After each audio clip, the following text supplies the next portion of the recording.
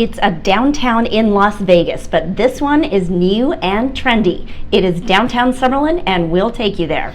And if you want Korean barbecue, where's the best place to go? How about Seoul, South Korea? We did. This drink will take you south of the border with a healthy twist. And a very playable golf course in South Carolina, and the wacky way John plays a signature hole.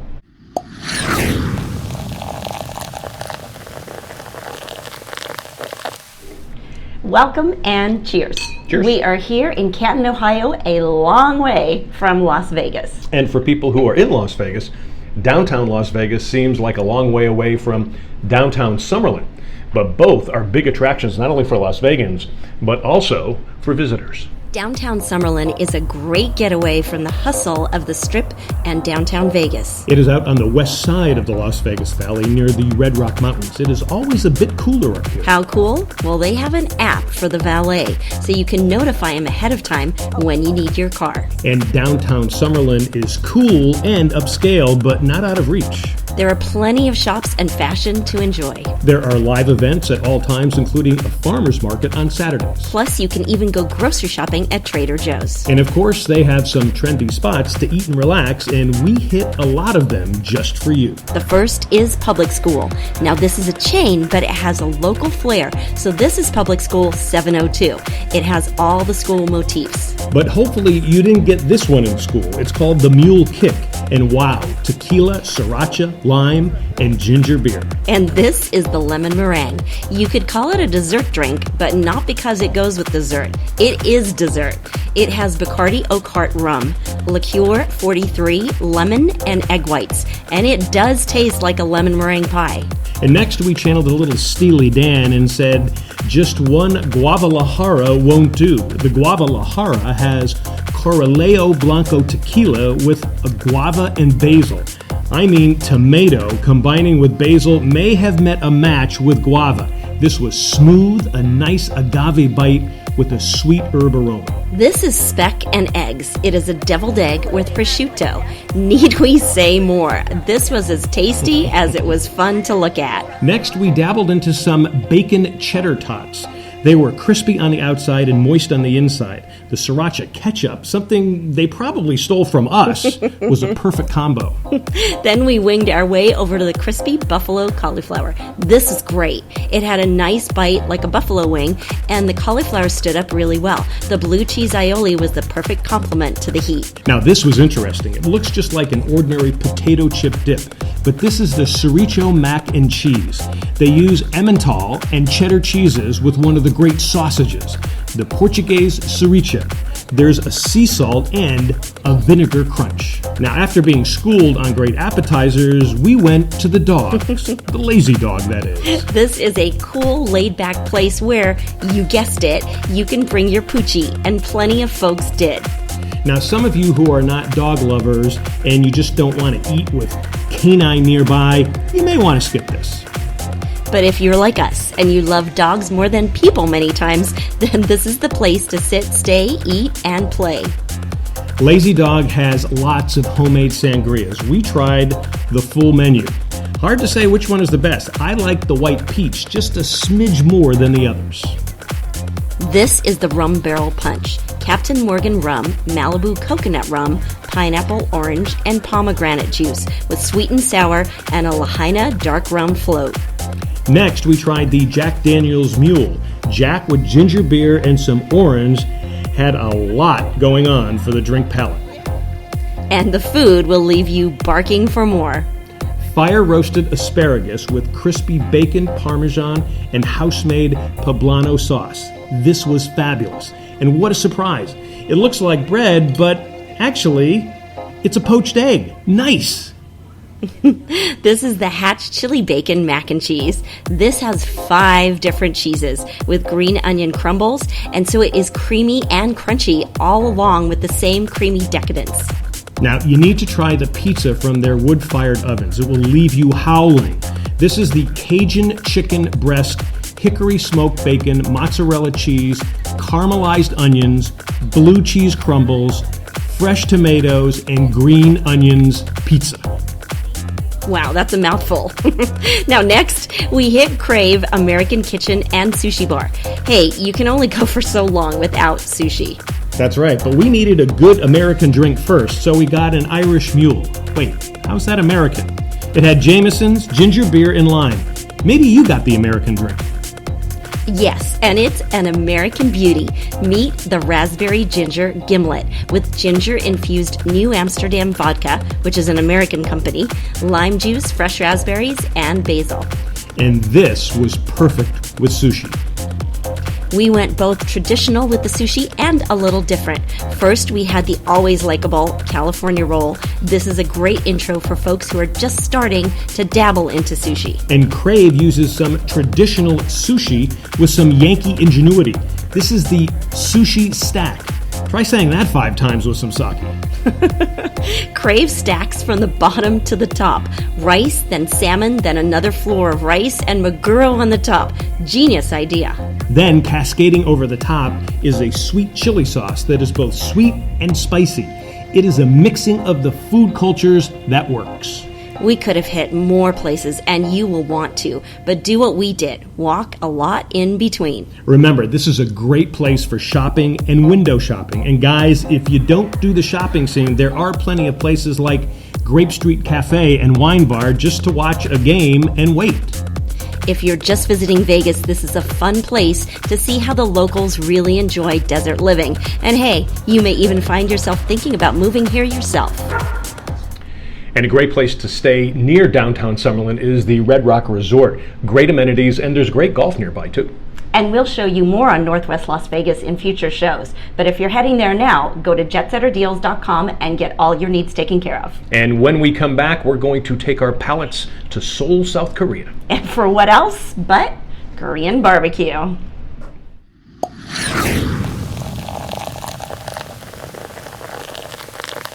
Welcome back. We are big fans of Seoul, and the city is modern and bustling with innovation and efficiency. Yeah, and their food is, as we found out, very traditional at this great Korean barbecue. When you're in South Korea, you absolutely, positively must visit a Korean barbecue place.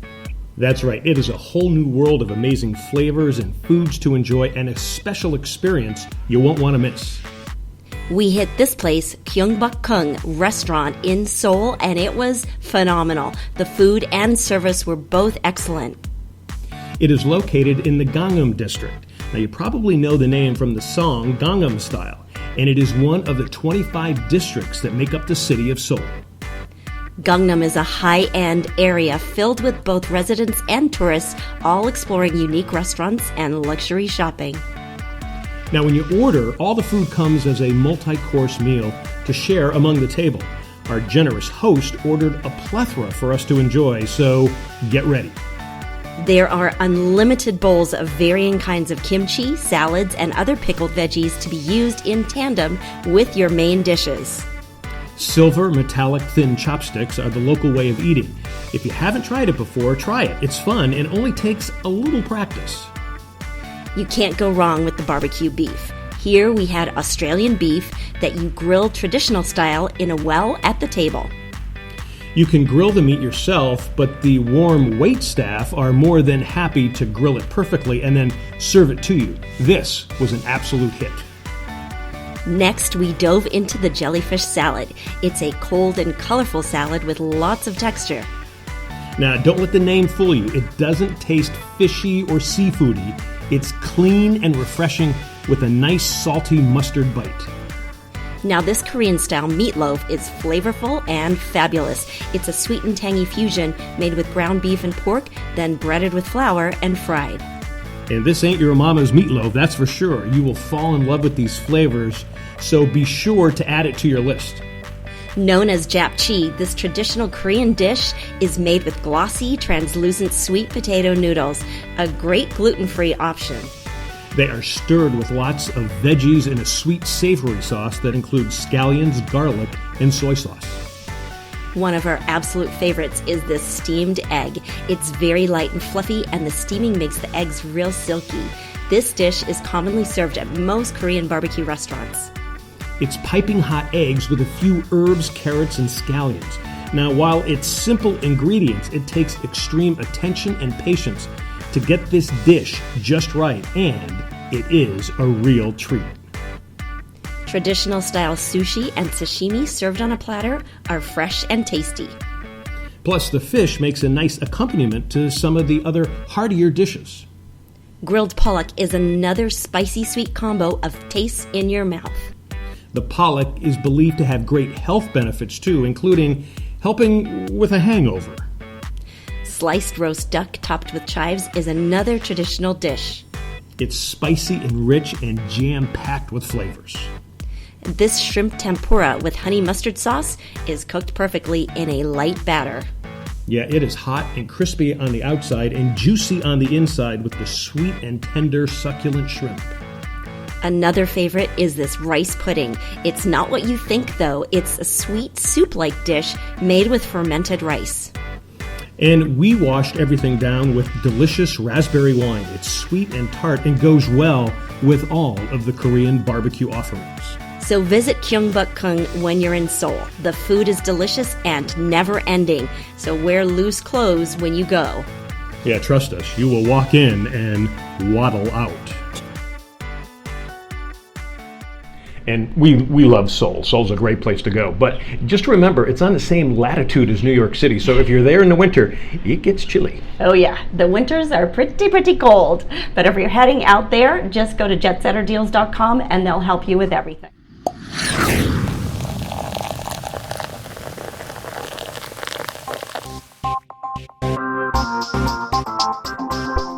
A player putts with one hand and catches the ball with the other hand after the ball is below the level of the lip of the hole. What is the ruling? Don't do it. According to Rule 1-25, the player purposely stopped the moving ball. In order for a ball to be holed, it must rest within the circumference of the hole. In stroke play, it's a two-stroke penalty, and you must place the ball on the lip of the cup before the next stroke. If the player fails to do this, he's DQ'd, disqualified. Knowing the rules can save you strokes. Welcome back. Let's hit the golf course. Yeah, and this South Carolina course is fun, but it's not easy. And it helps if you're lucky, as you found out. Got to play Crown Park Golf Club in Long, South Carolina, not far from Myrtle Beach. This is a classic Parkland-style golf course, loaded with trees and no houses. You are out in nature entirely. But the trees force you to hit accurate shots. I love this place because it is a real shot maker's golf course. Crown Park also goads you. Take the par 4 fifth hole. Notice the sharp dogleg left. From the white tees, it's only 326 yards, but you can take your drive over those trees and maybe drop one on the green for an eagle putt. My buddy, Pocono Guy, he takes the smart way. He drives one down the middle. Nice drive. He's about 100 yards out. Me, well, I am going for the gusto. But instead of hitting a high cut, I hit a shot reminiscent of my TV appearances. Low and boring. It goes right into the trees, rattles around, and drops in pine straw. Meanwhile, Pocono Guy hits his approach a little short. And me, doing my best Seve Ballesteros impersonation, I hit a low punch shot with a draw that ricochets off a tree and runs up onto the green, giving me a birdie chance. Meanwhile, Pocono Guy chips a little too far and he gets his bogey. I fail in my effort to make the unbelievably improbable happen. I miss the birdie putt, but I get a par. An unlikely one and not the way you should do it. You need to come out and play this hole and show me what you have off the tee, preferably something high and long. Plus, you will enjoy this great track, Crown Park, not far from Myrtle Beach. So, good shot or lucky? Well, politically correct, I'll say a little bit of both. Now, you mentioned this is a women-friendly course. Yeah, the holes aren't really long, so for women, let's say in a par 4, they can usually reach the green in 2, so I think a lot of gals would enjoy playing this course. Very nice. Well, after a round of golf, you might enjoy a healthy cocktail. And we have one for you. It is the pink grapefruit margarita. All right, so we've done the skinny margarita, and actually this This is the pink grapefruit margarita, but this could also be classified as skinny also. Oh, absolutely. Yeah, it's a very healthy drink. It's got just natural juices and tequila, and then an orange liqueur of your choice. So that's pretty much it. Well, let's taste it because I've been dying to see what this is all Cheers. about. It still has the margarita taste in there, but the pink grapefruit just gives it goes in just a little bit of a different direction. Yeah, it's a little bit of a surprise that you're not expecting. Yeah, and I would say for the most part, this is a great summer drink, but I could actually see drinking this even in the winter. Oh, absolutely. Yeah, this is a year-round drink for sure. But if you don't have access to pink grapefruits, you can use pre-made pink grapefruit juice. That's totally fine too. Yeah, and I think the great thing about it is that you still get the burnt of the tequila. Then you get the lime, and then the grapefruit in there. So you're getting a couple of different textures there that you normally wouldn't get. And then the rim here is just fabulous. Oh, absolutely. Now on the rim, you can put salt or sugar, whichever you prefer. I happen to use salt because I like that better. Obviously the salt imparts more of a salty, savory flavor to it. But it goes really well with the grapefruit juice and the tequila. And then the sugar is great too. The sugar gives it a little more sweetness and sweetens the whole thing up. So, either way, it works, and it works really well. It's just refreshing and light.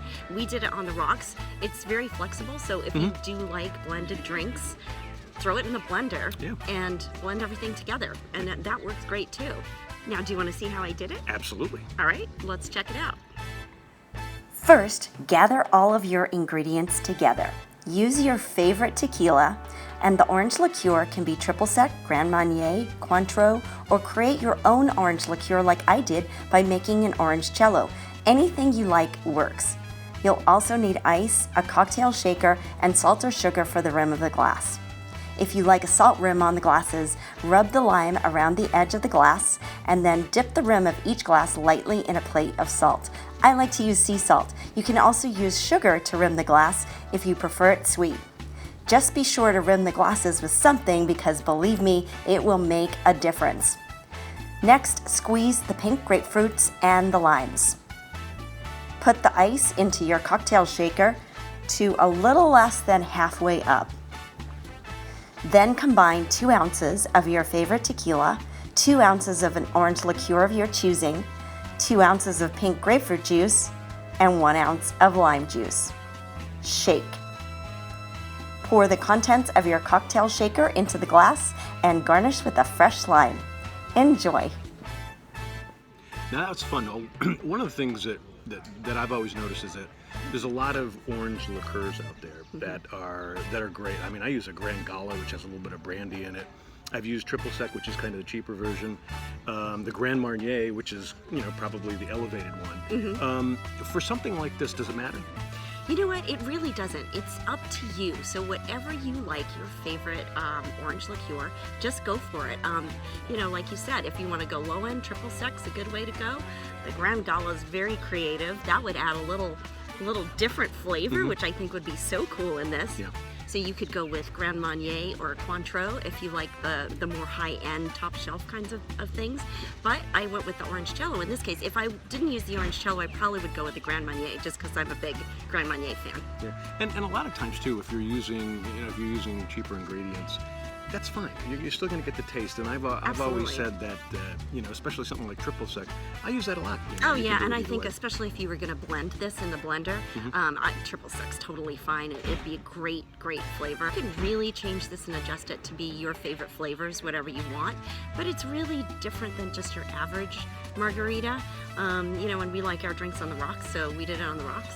But if you made it super slushy, I think that'd be a cool adult slushy slurpy kind of a drink, especially on a hot summer day. And you can make it chilled, just put it on ice and then drain it if you just want to do something like that. Oh, I think sure, that's good enough to do that, especially on a hot day. You could make it into a martini if you wanted. Just shake this up like it is, put it in a martini glass. It's like a pink grapefruit martini. So there's another variation on it. So, the Undercover Jetsetter Pink Grapefruit Margarita. Enjoy. Olé. Cheers. So we've got plenty of other drink recipes, cocktails, and more. Just visit us on Twitter at UCFoodieTV, hashtag Undercover Jetsetter. And check us out on Facebook. It's facebook.com/undercoverjetsetter. Cheers, we would love to hear from you. Cheers.